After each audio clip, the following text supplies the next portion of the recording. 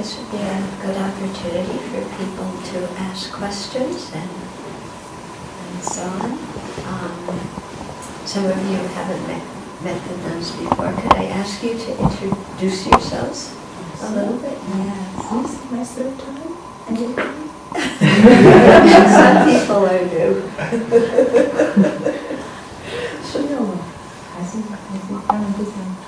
大家是在那边 refresh. And just tell a little bit about how you became a monastic. Just Long time. You still remember the story? I'm asking the question. 我想，其实这是第一次来，应该是让他是。Oh, you see, she kicked the ball to me. She said I'm the first. I heard the first time here, so I should do the introduction myself. Well, I have an English name, Jessie. I made that up myself. It's easier for Westerners to remember, but my so-called real name is Inkit. So people call me Sister Inkit or Venerable Inkit. But Inkit, in the Mandarin, her mother tongue is there. So C is Bhikkhuni, master, teacher, whatever. C is, the pronunciation. So Jessie is easier. So everybody calls me Jessie. So I'm a Bhikkhuni. I live in Canada. I live in British Columbia, Canada. So. Oh, you must be from Canada. Oh, you must be from Canada. Okay. So I live in BC, Canada, and it's really wonderful to come here. I met Venerable children many years ago, 1995, 96, something like that. And I haven't seen them for 10 years now. And it's so nice to really come to a place here and seeing that there is a Western Sangha in the West, which I really so touched, because I've been in the West for 15 years and I know how difficult for Western women to live in a Sangha, and for Western Bhikkhuni to establish a Sangha, because this is not the culture. But in the East it's so easy, it's easier, not so much, easier. So I'm really touched, and thank you. I have this opportunity to be here, and I really much enjoyed it.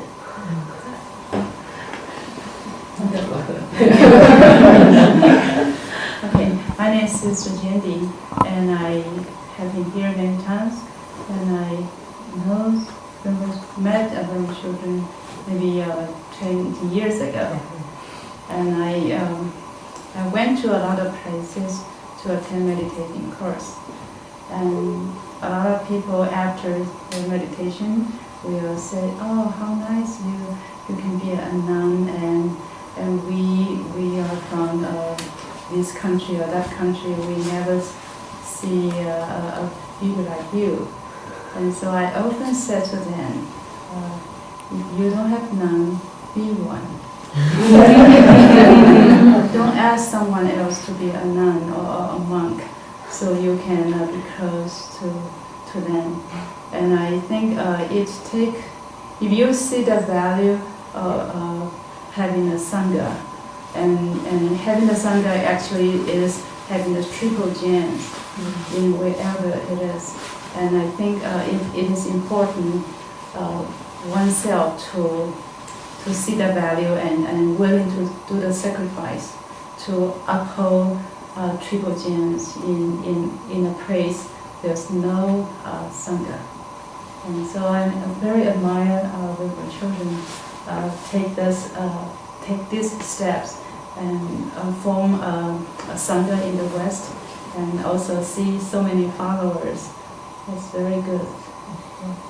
Wonderful. You guys are very fortunate.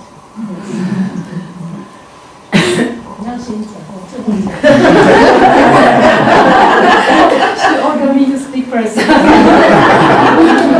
Well, I guess a lot of people are familiar with me. So my name is Tian Chang. I was ordained in 1996, and I think I met Venerable sometime about 2000 or sometime like that. Yeah. But formally I came to this monastery was 2006 for Venerable Tangpa's ordination, and since then I came frequently, which I'm very very happy. See the sangha is growing. I feel it's tremendous joy. So what's the question? So why I become monastic? To make it short, I see the suffering of household life, so I choose this lifestyle, and I think it makes sense to me. It's meaningful to me, so I think it's personal choice. So which lifestyle you want to choose, and think it clearly, and then make up your mind and just do it. So.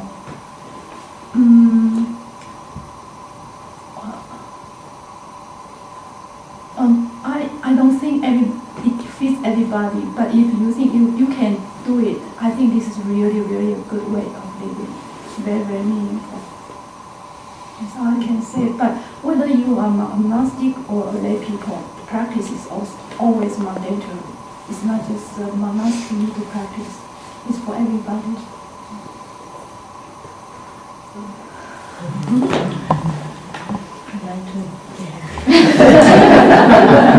我要用中文讲，我的英文不行。 Yeah, I will speak in Mandarin, and because my English is not that good.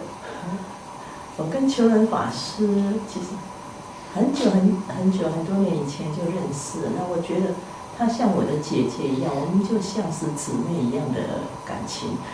Yeah, I met Venerable Children many years ago, and I had a very close feeling with her, and she's just like one of my sister. 所以我记得最早，好像是在香港也好，或是在7月4号，就觉得有个西方的女孩子要出家，都受了这个三坛大戒，因为以前我所碰到的都是只是出家以后然后就沙弥吧还是什么都没有受三坛大戒，所以他那时候就受三坛大戒，而且又在台湾受，所以就那种感觉就很亲。 And when I met her, I noticed she went forth, and she even went to get full ordination. And I met a lot of other Tibetan nuns, most of Western Tibetan follow Western Tibetan tradition. Most of them are seminaricas. And so to see a nun who got full ordination, and it was a very special impression, make a special impression on me. 所以我就觉得这个人一定术士善根很深厚。Yeah, I said to myself, this nun must have tremendous virtues in her merits. 果真是如此啊！看在这么一个偏僻遥远的地方，这么大的一个地方，他有那么大的愿力要在这里成立僧团嘛，所以我一听到他只要有什么事情需要帮忙，我只要人赞美我，或是说他到台湾了，我都会尽我的力量去帮助他，让这个事情可以圆满成就。And I think the fact proved itself, and Venerable Children found ABs here, and also guide so many people, join the Sangha, and teach so many people. So as long as I am in the States, when I know about those needs in the AB, I will try my best to come and help. And also, if Venerable Children comes to Taiwan, and if I am there and available, and I will do the same. 我还特别感谢他，送了一尊文殊菩萨，观音菩萨文殊菩萨啊，我现在退休了啊，所以住在一个那个小精舍，那个精舍就叫文殊园啊，就没有供奉文殊菩萨啊，一直想要一尊菩萨，后来求仁法师从尼泊尔请来一尊文殊菩萨，还有文殊园，那特别感谢。And I want to express my special thanks to them for children. And since my retirement, I live in a small vihara in southern Taiwan. And the vihara is named Wensusri Vihara, but there's no statue of Wensusri. So when Venerable Children knew about this, she went to Nepal and got a very wonderful Manchester statue and offered to me, to Vihara. So I feel very touched and very grateful to her. Were you able to get it repaired? The Indian packers or the mail system, by the time it got to her, it had been damaged. So was it able to be repaired? 非常好，修理得很好，都看不出来。 Yeah, the person doing the repair job did a very wonderful, very good job. You did a perfect job. You cannot see it has been repaired. Good. Because I was very upset when I heard that it had been damaged and in the house. No problem. It's fixed now. 所以就会来这边修行哦。虽然你不一定要出家哈，因为要出家一定要有很深厚的善根福德与累世接起来累积才可以。但是只要能够来这里学佛，我想比起外在的人来啊，这是最快乐的事情。And you come here to learn and practice Buddhism, and although not everyone of you should be ordained, because to be ordained it requires a tremendous merit and also accumulate a lot of other parameters. And so it's not everyone have that ready. But as long as we can come to the temple and learn and practice Buddhism, it's a tremendous fortune. 所以你们有时间就常来亲近三宝，亲近善知识，啊，累积我们的波罗蜜。只要有一天因缘成熟，就可以真的出家。因为我个人出家，我才觉得说，哦，这个世界上最快乐、最幸福的人就是出家。So I encourage you to come often and to be close to your teacher and following the teaching and guidance. So that way the merit can be accumulated. And in the future, and if your accumulation is ripened, you have the chance to become ordained. And so after I've been ordained, I have the feeling of the most fortunate people is a monastic. So I feel very fortunate, very happy. 所以你看，佛陀，我们的佛陀释迦牟尼佛，本是释迦牟尼佛，他也是累积了多少劫的善根福德因缘波罗蜜啊，所以他最后一世他在人世间是当王子，然后他的善根深厚到，他出去城外看到一个病人，他就想，哦，这是什么人啊？生病，啊，有一天我也会生病，哦，这个人老了。有一天我也会老的，这是个死人，有一天我也会死，他就看了这个他的善根，术士那个善根就发起就出家了，后来就成佛，这个就是累积足够的波罗蜜，每一个人呢，就是要这样慢慢的累积啊，所以你们在修行，只要亲近到正法的道场啊，亲近善知识，听闻正法，你们也一定可以累积很多的波罗蜜，慢慢的走在正法的路上，慢慢让自己呢不断的在正法中成长。Yeah, we can see Sakyamuni Buddha as like a very good example. And before he even renounced or become enlightened, he used to be a prince.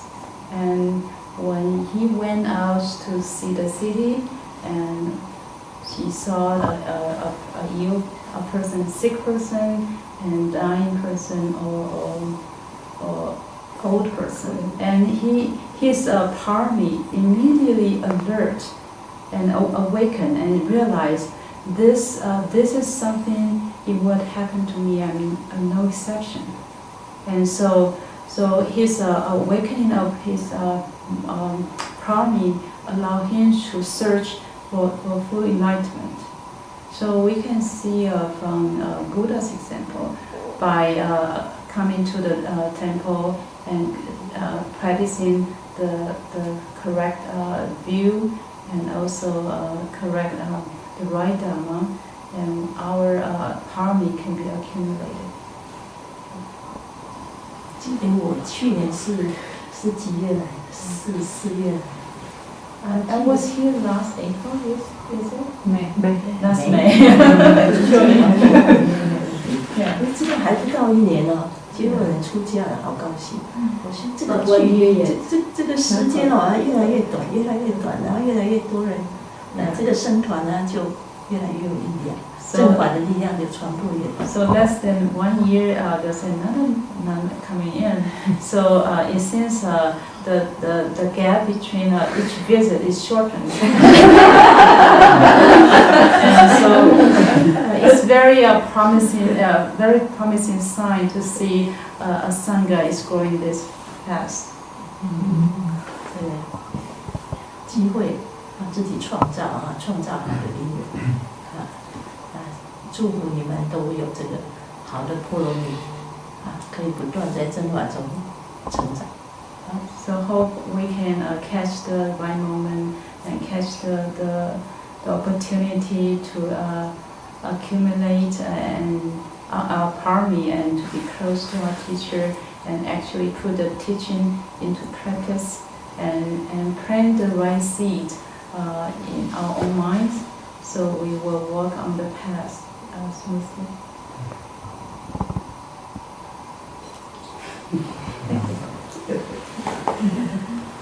Please ask your questions. This is your one short period of time, Dallas. I wonder if you could describe the training that you offer to people from the moment they express the wish to ordain. So from the time they say, I'd like to ordain to novice vows and then beyond. What does it look like in your tradition?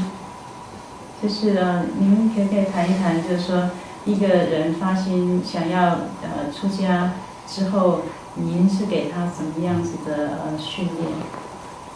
我们大家生活法，讲你们呢？讲你们讲吗？讲。It really depends on different sangha. In the Chinese tradition, a lot of sangha they would ask certain person who is interested to go into and live with the sangha, stay there for a year or two, and so that they could observe themselves, and so that the sangha could observe her or him also, because we don't want people to jump into that decision, which is very common in the West. People are so inspired by seeing a nun, wow, and they I want to become a nun, and they want to take robes right away. But that is a very, very, very, very dangerous situation, because we want people to be committed. We don't want them to take up robes and then all of a sudden they think, oh no, I don't want to become a nun again. I don't want to become a nun anymore. I want to disrobe. That is a very, very unwholesome act. So we would ask people to come in and stay in the sangha, and so to test themselves out, so to observe themselves, to observe whether this life is actually their intention to walk on this path. And if they don't like it, it's okay. You can leave, but still be a practitioner with a big smile. and then still continue to practice the Dharma as a lay person and support the Sangha. But if they think that, oh well, I'm okay, I'm good, and if the Sangha thinks that, oh well, they are okay too, and then they could go forward to take up shave the head and then take up 10 precepts. Okay. Yeah, I will. Yeah, one more thing. Yeah, I often was puzzled by a lot of people. They disrobe, and it puzzles me because I think if one teacher or one monastery does not fit your needs, there's other don't need to options. control. Yeah. There are other places there are other teachers and other places. And why a person, their decision making is weird to me, because I think become a monastic, the commitment is much longer, and you you might need many different teachers, or you might visit different or stay with different monasteries. But if you have, for example, a bad relationship with one teacher or one monastery, and I don't think one should just sacrifice and put up and terminate the whole thing and disrobe. That is something. It is indication to me this person has no idea what does it mean to become a monastic.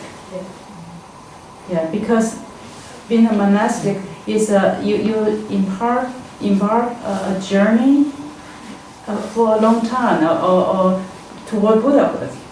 So there are bound to be obstacles and hindrances in the way, and sometimes you have difficulty with your teacher or fellow practitioners or monasteries is too busy.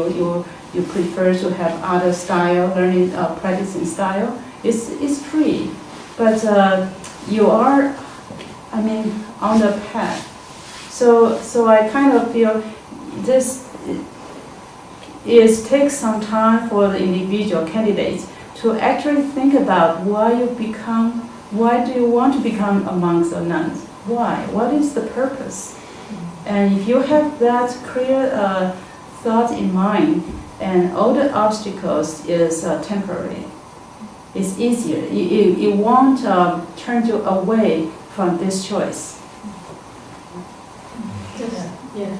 所以在我们僧团最短，有的人3个月，最长的有4、5年，那是才可以出家的。对，但是还有一个，像我们祖太太，她现在90，还在70岁，她退休以后到现在，她一直要出家，我们都没有给她出家。我们答应她就是等到她当临命终前再给她献出家香的原因，说每个人的波罗蜜不一样。她现在还是很发心，90多岁还是在寺里面做事种菜给所有的寺吃，所以每一个人波罗蜜不一样。Yeah, in my temple, for example, they are the candidate stay there at least 3 months to explore whether the lifestyle fits, or to be observed or supervised to see whether this person has this good nature or a good intention to become monastic. And you can see also in there are people, they stay in my temple for up to 5 years before finally settle down to make a determination to walk on the path. And again, there's a lady after her retirement, she stayed in my temple, and now is 20-some years. She's in her 90s. Yeah, in her 90s, and still lay person, and she helps support and do supporting works for the nuns. And our promise to her is, before she dies, we will let her die with a monastic. As a monastic, at that time. because she's does not actually fit to be a monastic practitioner yet. But by living with us and doing all the morning and evening chanting and meditation, but she will become a monastic before she dies. I think Dallas was also curious about what do people study before they become a monastic, and what do they study afterwards, and how do they practice before and after? Is that, yeah.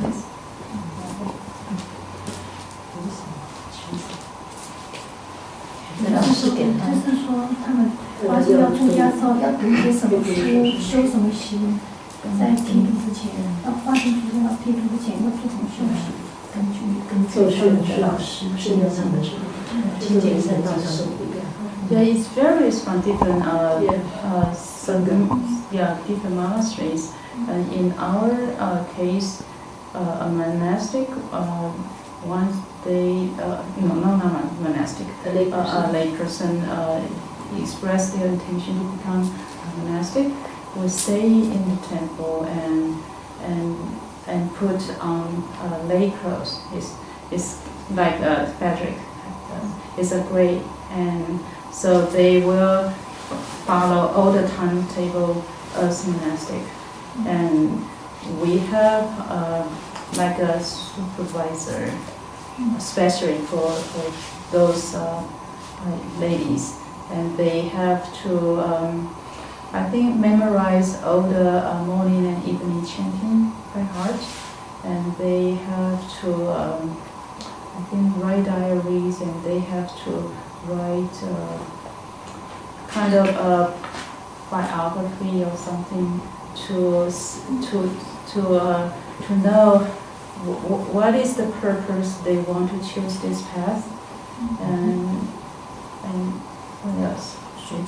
And also, they will. We have a school for the nuns, so they can be sit in the classes, but they have to do a lot of preliminary practices. For example, prostration, and also I think they are required to write down their own prayers to become a monastic, their own commitment. So this all work out before they join the convent, join the sangha. And also another thing they have to work out is they work out with their own family. Because there are a lot of obstacles coming from their own family and friends, and so this individual has to talk with them and try to work out this differences. 他们这边就看确认法师定的功课，就依照那个功课。下一代的话就是，譬如说要拜莲花、拜莲，那比如说像行咒词都要做，然后看哪些书，这边也可以。I guess in the AV Burma children must have give you a lot of assignment to do, and you have to do a prostration at least 20,000 or 30,000 times, and recite this mantra, that mantra so many times, and a lot of recitation and reading the scripture or memorizing the passages. And also a lot of serving, Dharma serving work, serve the Sangha, and to accumulate enough karma. And training the temple, cooking and doing maintenance jobs. And I think there's one important thing is for a lay person to live in the Sangha is to actually build up the respect for the Triple Jewel every day, because they have to serve first, and they will be the last one to eat. They may be the last one to sleep. The rest, they build up that kind of respect and not asking why am I, have to, why me, why have I have to do all this work, why I have to eat late, why I have to You try getting them to stop asking that. When they invite you to come here. It's common, especially in the West. I think I share the same view as very children because I've come into all this Westerners and asking me why I cannot pick up the fresh veggies to eat right away, and why do I have to offer to the Buddha, to the Dharma, to the Sangha before I eat, you know. I said, no, you have to respect. Why do I have to respect? Then if you ask that question, how am I going to answer, right? So you know that you live in the Sangha, and you live in that kind of atmosphere which is conducive for your practice. To build up that spirituality and the focus in the mind is actually very important. As Venerable Jayati said, the intention to become a nun actually a very, very important step. If you have the wrong intention, you go the wrong way. Just like me, if I want to go to Spokane, I need to go this way, this way, this way. If I take one side road, then that's the end. I can never reach Spokane, right? So that's the same as monastic or Buddhahood. If you want to attain nirvana, well, that's very far. But at least for this lifetime, if you want to serve as a very good monastic, a monastic keeps to the vijnana, then you really have to stick to the intention. The intention has to be very, very right. I would say 200% right. Not 100% is not enough. Because as a monastic, we live in a community, and we all come from different backgrounds, different life experiences. And we are not saints and sages. We are just human beings. And we still have all those karma in us, all those terrible habit patterns, and all those emotions. And we don't get along. We don't get along, and we think that why? Why are you bothering me? Why are you bugging me again? and if you don't have that right intention in you, then you're going to really lose that battle. You're going to lose track. You're going to leave the Sangha. You're going to be more miserable than you were. But if you have that right intention, and that seed will just arise. If you keep having that awareness, that seed will just arise, and it will support you and give you a supporting hand, push you through the obstacle. It's very, very important to have the right intention. For those people who still have hair, we also have lay people who have this intention behind the back, want to become a monastic. Think carefully. Why do you want to become a monastic? Very, very important. Not just for yourself. Of course, enlightenment is for ourselves, but in the long run, enlightenment is for the benefit of all sentient beings, right?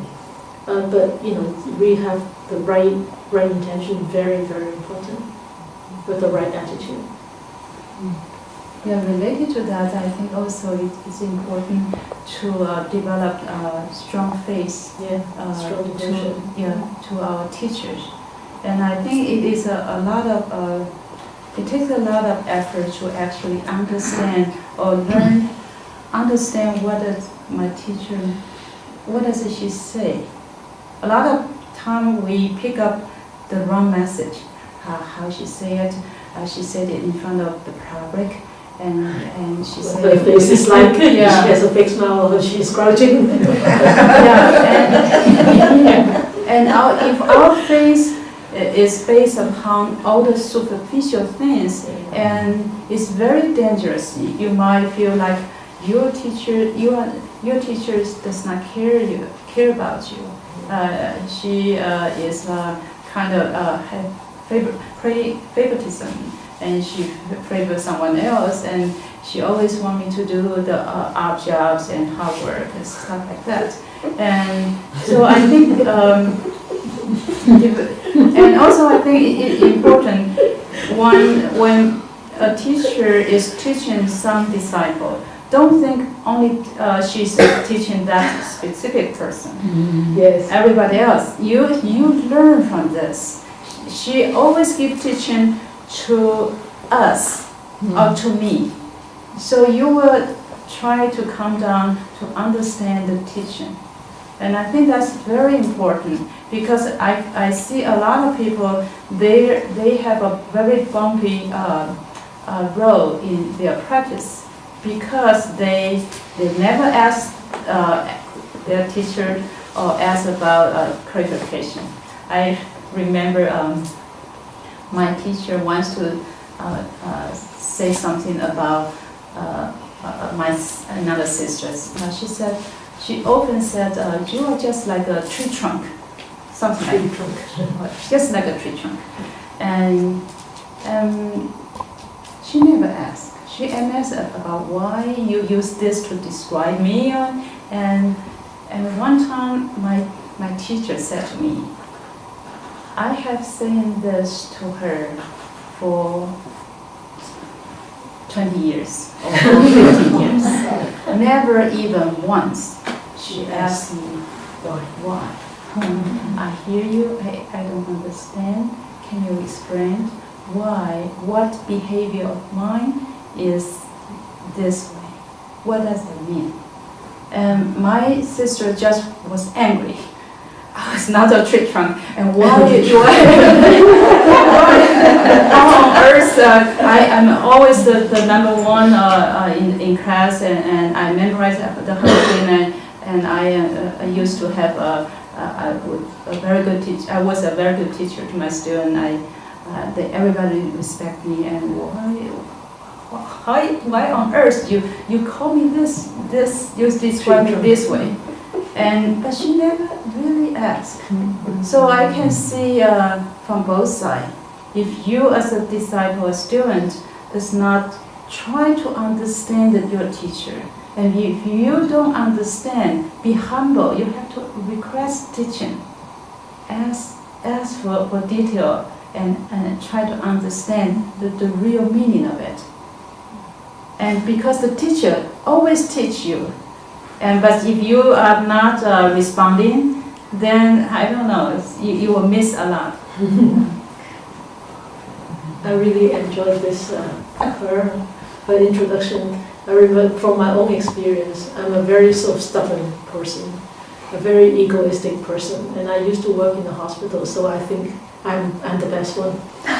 So when I got ordained with my master is very famous to really permeate and piercingly break one's ego. But I've never had that experience.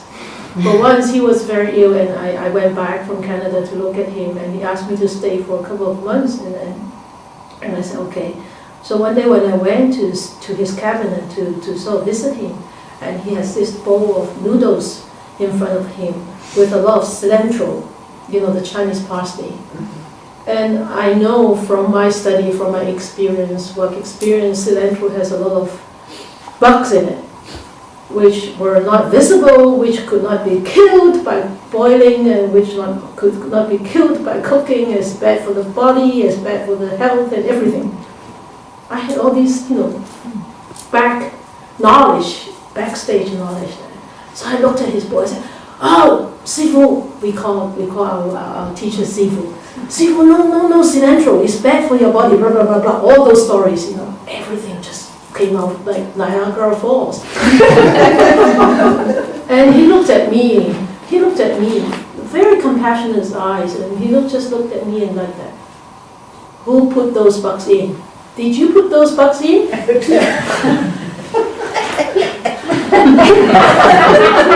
I looked at him, I felt so ashamed. I was so, I thought I knew everything. And he really broke me down that time. And after that, I gave up. I knew that was the knowledge, the obstacle from my mundane knowledge that actually hindered my going forward, breaking up my ego and, all these things. And so, and I looked at him. I didn't realize what he was talking to me about. I looked at him. I put those bugs in. Did I put those bugs in? How could I put those bugs in? I didn't ask the question, but I went back and I meditated and I contemplated and I thought over it. And I realized that he actually intended to help me to really go forward and go through the obstacle of attachment to my ideas, to my own views, you know. It's wonderful. So ask your teacher, why did she do this to you? You're going to have a very busy time. No, but they ask, and then you tell them, and then they say, that's not good enough. So don't tell them next time. Just look at them. Just look at them. Yes, that's some experience, you know. The teachers, they have all sorts of ways, you know, to deal with students. Sometimes they teach you this way, sometimes. So don't expect a format. There is no format. They can change all the time. It's ever changing. Yeah. But if you have that kind of gratitude and devotion and faith in your teacher, of course we have to be grateful to our teachers, because without our teacher, how can we be like this, right? Because there is a lineage, and if there is no teacher in the lineage, we can't be like this. And so the first one to be grateful is, of course, the Buddha and the Dhamma and our teachers. So have that respect and the gratitude in there, and then the devotion and the faith would start to strengthen and be, build up and build up. And you will get through all the obstacles. You will get through all the obstacles. But if you start to have doubt in your teacher, watch out. Really watch out. Do a lot of repentance. Yeah, very, very, very risky, very delicate situation. If you start to have doubt in your teacher, then you have doubt in the Dhamma. Then the Dhamma is the seed, is the thing that we actually become enlightened, and through our teacher that we learn the Dhamma. So Pick up the right teacher first. Yes.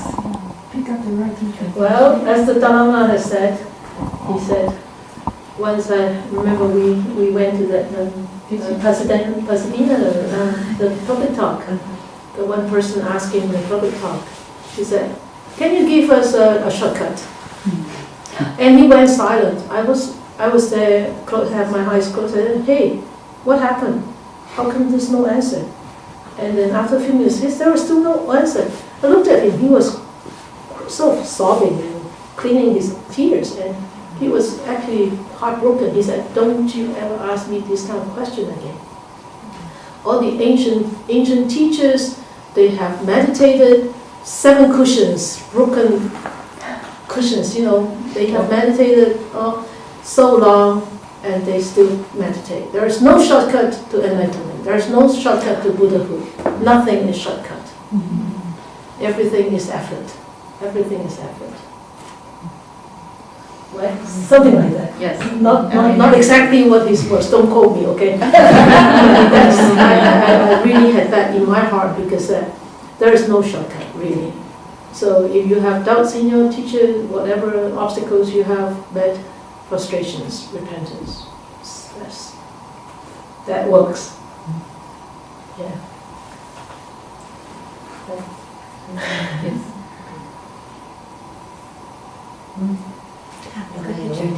Well, it's not, I guess, really about Dharma, but I just noticed that the robes go from hues.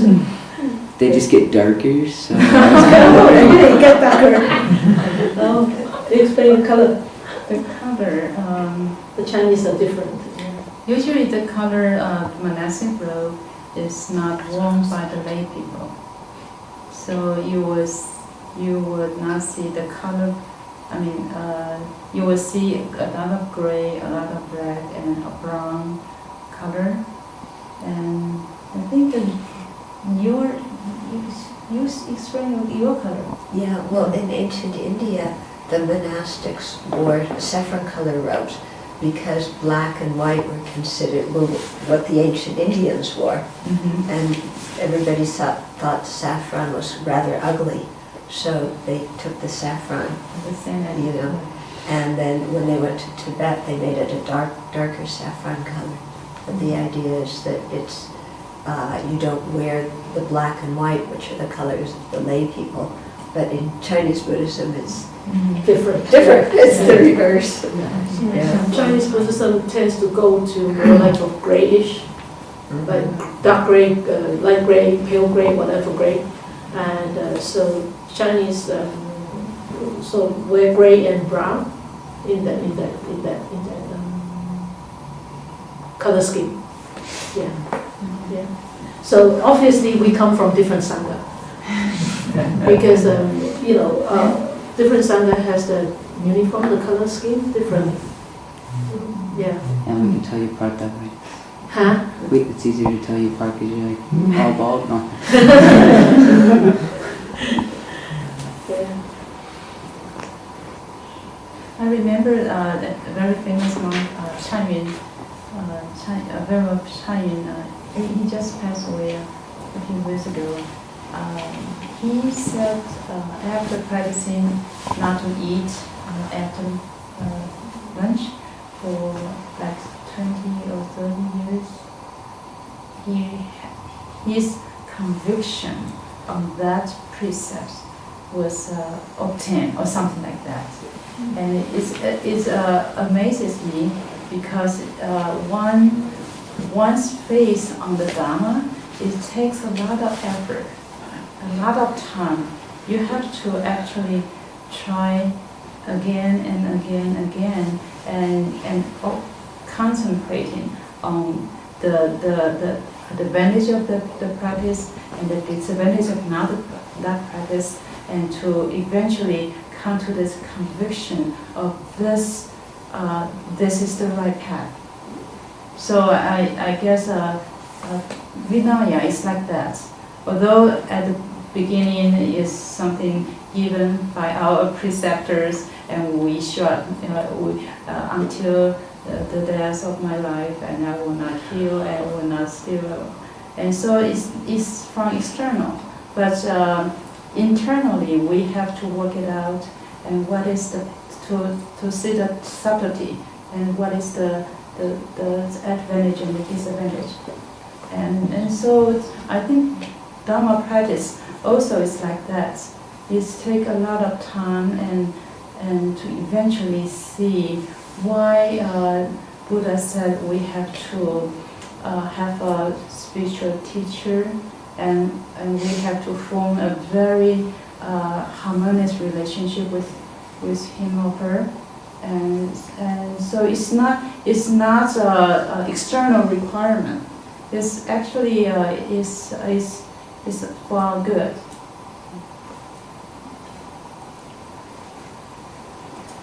How long, any of you, or each of you, did you think about becoming a monastic yourself? Like over what time period was the process from being a layperson to actually ordaining? Do you want to hear from that side? Or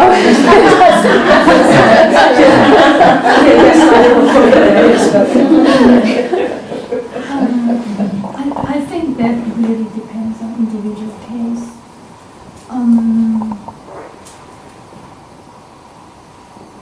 Sometimes I think it takes very long time of preparation.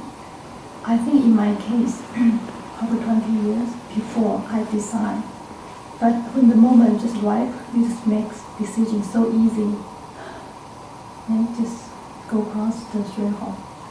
So, easy for you.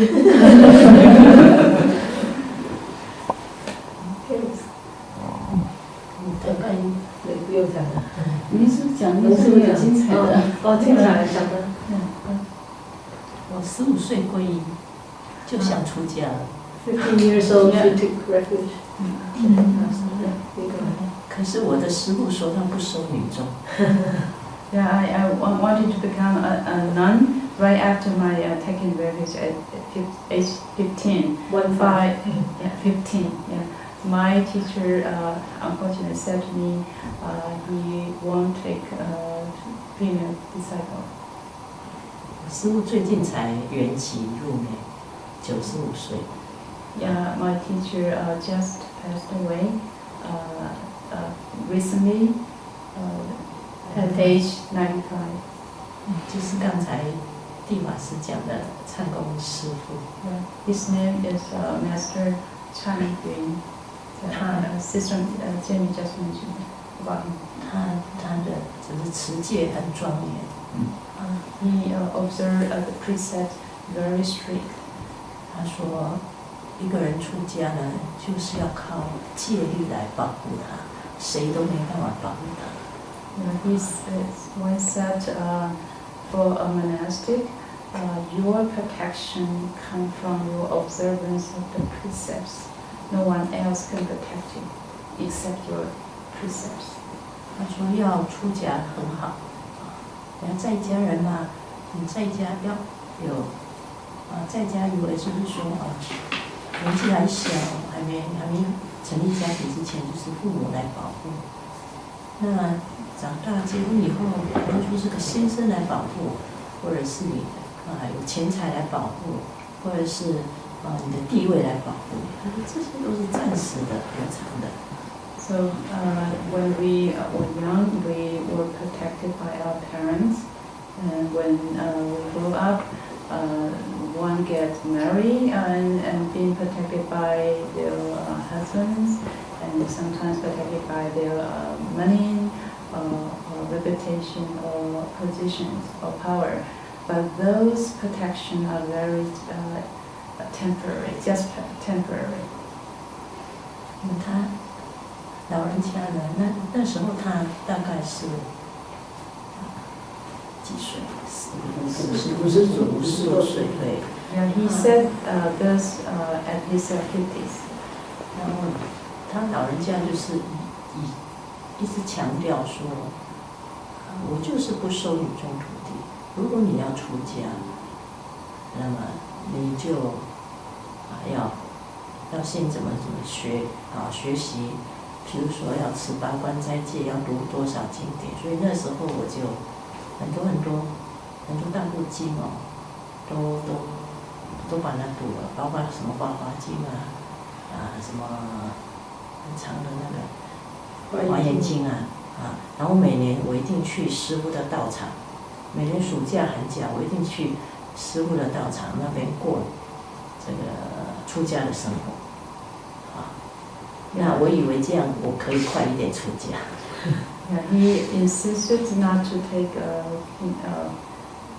female disciples, so he wants me to do all the preparation by reciting all the sutras, various sutras. Because of his advice, I read a lot or studied a lot of sutras. For example, the Lotus Sutra and I think the decoration, flower decoration. Flower decoration. Yeah, it's a huge volumes. And Avatamsaka Sutra. And so every summertime and winter time, I will went to my teacher's temple to attend a program. It's like a monastic exploration program lasting for about 1 or 2 weeks. So to learn or to practice how the monastic practice. And I thought to myself, perhaps this way my teacher will take me as his disciple. 在那个时候，师父对戒律很严格，所以我们去他的道场。我虽然去那边过出家生活，可是呢，太阳要下山，晚课做完之后，我们就必须到山下借邻居的家住，然后早上3点半在莫佩到山上做早课，这样子的。Yeah, since his observing the precepts is very strict, so every evening chanting, after evening chanting, we have to take leave of the temple to go down hill to stay overnight at a lay person's place, and the next morning we will get up at around 3 something to go to the temple for the morning chanting, morning service. 然后师父就说，这里就是男众道场，不住女众。那么如果你要出家，你要去找地方来适合让女众住的地方来盖一个女众道场。So my teacher said to me, this monastery is for men and men only. So if you want to become a nun, you go and find a place suitable for women, and then we'll build a nunnery. For nun. 然后我就找了11年，这个台湾全岛找了很多地方，我师父都没同意，都觉得不是。So I spent next about 11 years finding places but suitable places for my teachers. None of them was found satisfactory by my teacher. 哎，这11年中间还是一样跟着师父去学哈，但是后来都没有地方，我想我连经过11年了，我要出家了，我再不出家，哎呀，我下面有2个弟弟2个妹妹怎么办？他们不出家，他们要结婚，父母亲一直在推我。Since I had spent so many years finding places, so I realized I couldn't wait until a satisfactory place appears. I have to become a nun. And because following me, I have 2 brothers. They were anxious to get married, and that's why my parents kind of pushed me out. And the eldest, yeah. 所以后来我就有另外一位师父，就是白宫老人啊，他有道场啊，那么他收女众啊，但是他的道场就是男众住一个道场，女众住另外一个道场，所以我就跑到那里去出家。所以这经过大概11年。So at that time, I met another monk, Venerable Baishan, and he has both men disciple and women disciple, but men and women live in separate temples. So because there's already ready temple for the nuns, that's why I become ordained after him. 所以出家真的不容易的啊。So you can see it's not that easy to become a nun. 所以我也很庆幸我能够找到好的师父，因为出家就是要修戒定慧。为什么我刚说出家人最幸福？在家很苦，你被很多烦恼盖住，你都不知道。啊，那出家有戒啊，有戒律来保护啊，你就定呢就可以得到正定。那么有正定呢，你的智慧就会发展，心就被净化啊，所以就会很快乐，不像在家那么苦。I feel very fortunate to have good teachers because my teacher always emphasized the practice for monastic. First of all, you have the shila, the morality, pure morality as the foundation, and upon that you have the concentration of the mind and purification of the mind. And so the reason why I said being a monastic is the most fortunate person on earth is I notice being a lay person is their life is so full of suffering. And so by being a monastic, you have this pure ethical foundation. Upon that, you purify, concentrate the mind, and purify the mind. Yeah, you have the inner peace coming from you. So it's tremendous joy. 所以我很高兴我们这个地方很大哈。那我们的秋远师父也是持戒很庄严，所以将来这个地方很大。因为我觉得我碰到很好的师父，他们很坚持，就是出家的这个戒律，男众女众。所以我那个师父，我第一个师父到20年之后，他才有那个女众道场在埔里啊。那时候我已经出家20年了哦。那我的第二个帮我剃度的师父，他有男众道场和女众道场都在不同的地方，男众就跟他女众这个道场。那我们这里还有很大的地方，我很希望说将来如果男众够的话，也就是有男众另外男众的，女众另外女众的这样的道场，这样在戒律上我们就很不妨。Yeah, and I'm very grateful to my teachers, and my teacher gave me very good training and teaching. And since the AB has a very huge place, and I hope one day you will have enough monks, so the monks and nuns, and you can have separate place, so that the foundation Shila can be pure Shila can be put down, and upon that other practices can be built. 好了，谢谢。你要不讲？ Okay. For me, it's thinking about being a nun and till his actualization is take more than 10 years. I think I can say I first thought about being a nun when I was in 5th grade, and I actually joined the Sangha when I was 24. So it took more than 10 years to thought about finally find out the reason why a person want to be a nun, and then it's more easy. The rest is technical things, how to sort things out, and how to because I have to support my family, so how to save money. So I have some money left to my mom and sisters, stuff like that. More technical things, but the most important thing is why you want to become a nun. And so having that thought out, I think is very important, because it gives you strength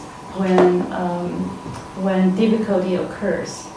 And all the difficulty only brought me to only kind of help me to develop my or realize my weaknesses, or push me to strengthen my ability.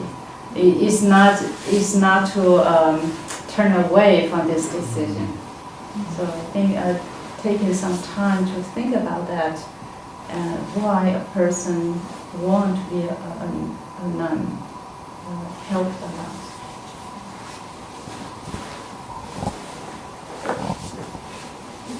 Well, it didn't really take me very long, a few years. I became a Buddhist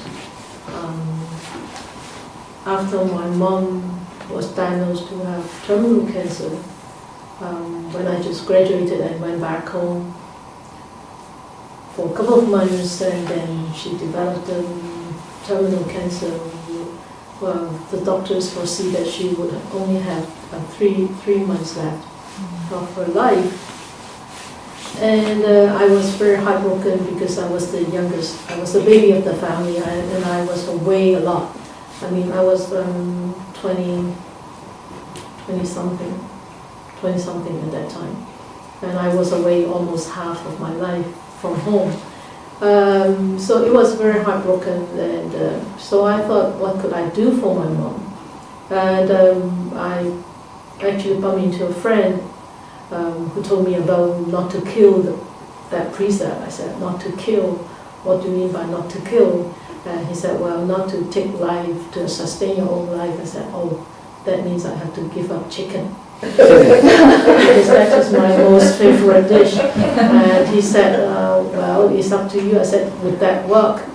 And he said, I don't know. I said, wouldn't the Buddha help me? And he said, the Buddha will give you the teaching, but you have to help yourself. And I contemplated on it, and then overnight I turned into a vegetarian. Just overnight I turned into a vegetarian, just for my mom. I wasn't a Buddhist yet. And then throughout her sickness, I was by her bedside, and then she became a Buddhist, and she started really concentrating and recitation of the Amitabha name, and she wanted to go to the Pure Land, which I didn't have a clue of what it was. But eventually she passed 1.5 years later, and no pain. That really dawned on me what Buddhism is. Why it is so miraculous? How could that happen? And so after her death, everything got straightened out, and I started to look into the Buddhist texts, and I realized that I had this wrong impression about Buddhism, being superstitious and burning papers and praying to all these gods and all that, And the Chinese, they kill chicken and put chicken in front of the Avalokitesvara, twice a month, right? I mean Chinese from Hong Kong, not Chinese from Taiwan, okay?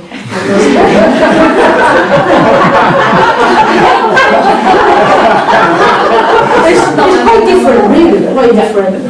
That's what my mom used to do, killing a chicken and putting it in front of the Guan Yin Pusa, twice a month, and that's an offering from a Chinese point of view. And I thought that was Buddhism. And then, because my mom's death, my mom's sickness actually taught me a very good lesson.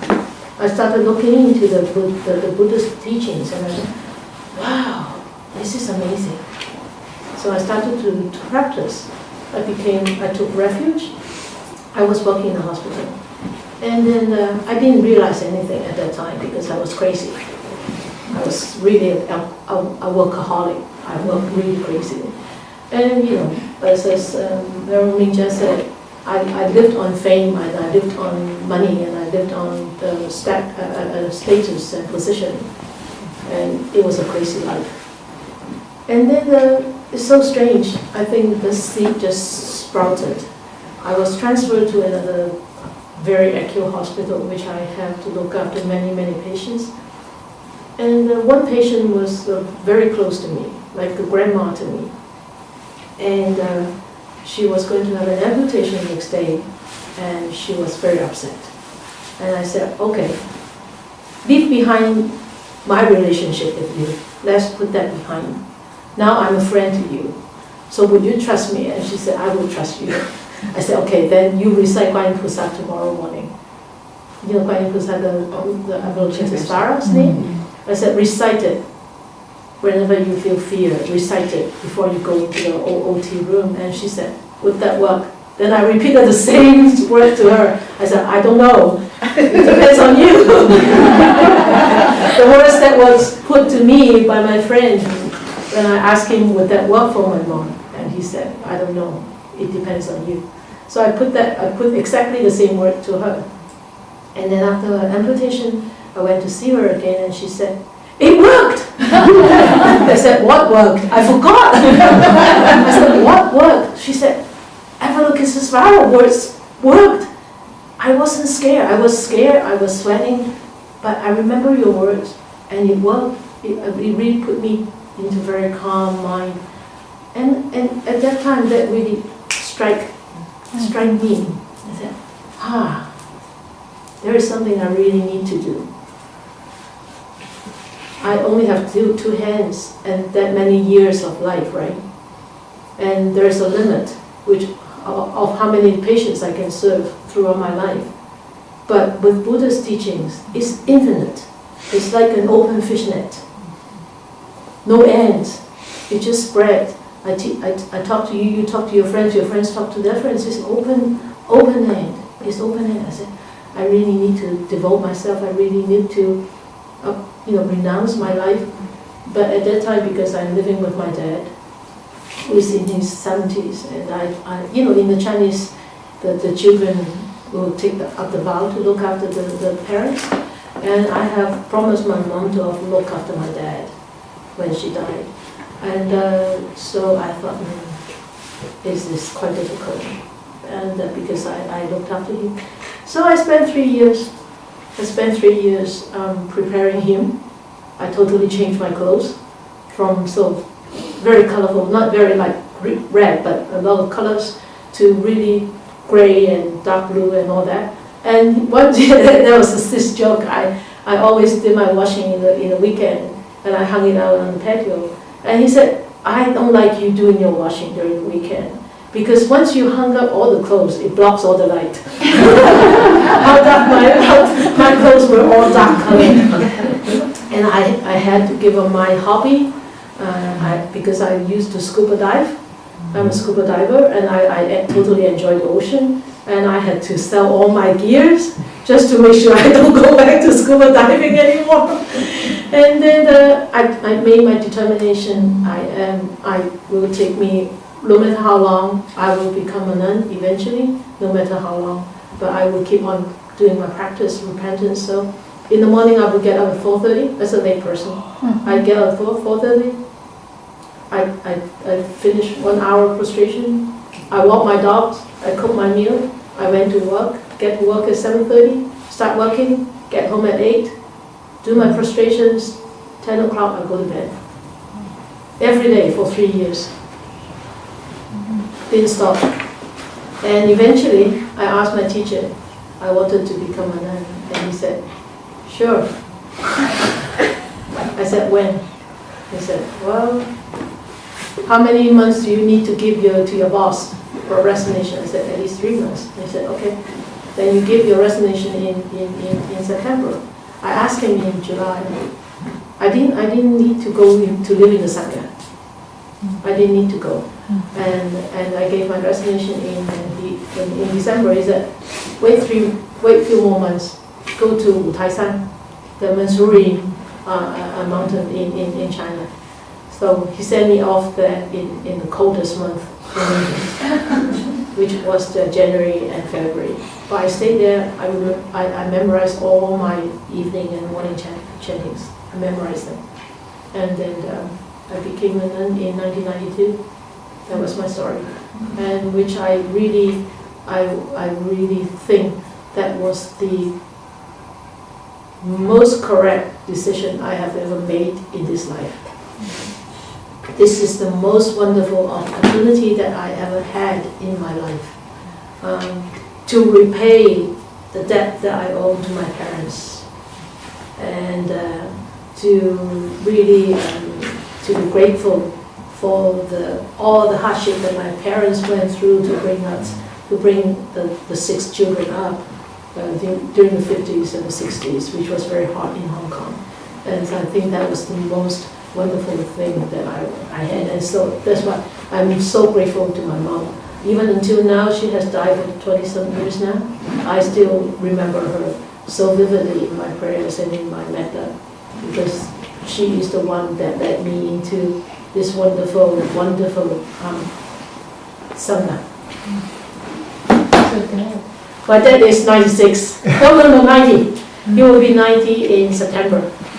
And you worry about him? oh, I don't worry about him anymore. And because I actually settled down, I gave all my mortgage to my sister. I gave all my dogs to my sister, and I gave my dad to my sister.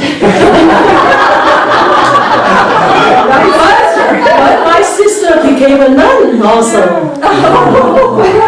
in 1999, and in 1999. But I am very grateful to my elder brother who decided to take up the responsibility. But of course, it runs in the Chinese tradition too. The parents like to stay with the sons, with the boys. And that fits my dad's wishes. And so he is very, very happy, my dad. Well, of course, he didn't like it the first time. He came up to the mountain to see my head being shaved, and he didn't want to look at me. And he just saw, we had 6 people shaving at the same time. I was the middle one. And he was looking sideways all the time. He never looked at me directly for at least a year or so. And now I knew that he doesn't worry about me, because a few years ago I met up with an uncle and an aunt, and my aunt asked me, hey, Jessie, how are you doing with your nun's life? I said, well, I don't want, I said, that is from my own point of view, but why don't you ask my dad? I said, Dad, what do you feel me being a nun? And he said to my aunt, he said, I am so happy now. I don't have to worry about her. I think she's doing the right thing. Yeah, so, you know, and he's so happy now. He tells everybody that his daughter is a nun. Yeah, so grateful. I'm very grateful. And I think me being a monastic actually lengthened his life. I think so. Because he told me that he was seen by a fortune teller when he was young, and he could live through 70 or 75. I said, that's exactly when I became a nun. That was a joke. I used to make fun of him. So yeah, that was my story.